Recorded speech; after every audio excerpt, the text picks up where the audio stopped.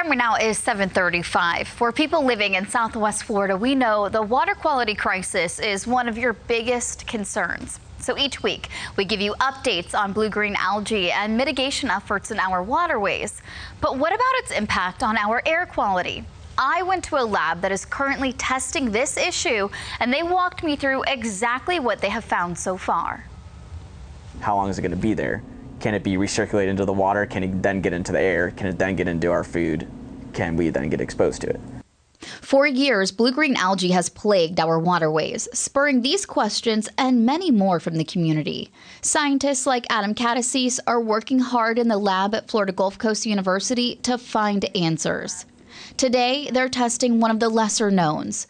Do these blooms impact our air quality? But they sampled, I think, weekly throughout the entire bloom. They did water, they filtered some samples, and they also did air samplers. These samples were taken from canals in Cape Coral. This batch will help researchers better understand if certain mitigation techniques used at the time actually work.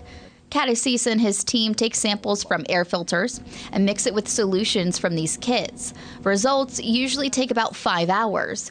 And while we waited, I sat down with him to ask the big question. Anything that you've found interesting along the way while you're testing things? I was most surprised that we even found toxin there. However, Cataces says confirming toxins are in the air isn't enough. They need more samples to create a baseline to better understand what is considered a high concentration and what isn't. And that's where this personal air sampler comes into play. It will attach to a volunteer, and while they're out and about close to the water, they'll start collecting real-time data.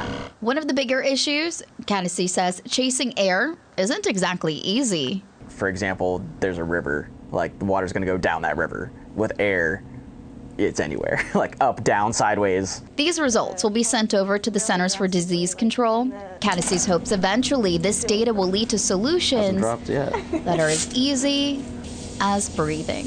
We don't want to give wrong numbers to policymakers who are then gonna make like, hey, like you should avoid being on the water when so many businesses, especially in Florida, depend on people going on boats, going to the beach.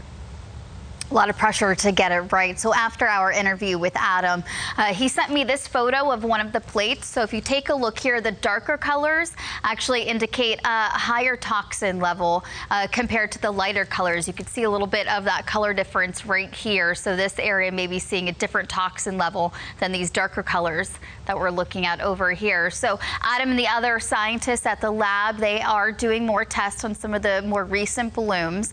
Now I'll do an update with them in the coming weeks. You could find this story and any future updates, remember, on our website. That's fox4now.com.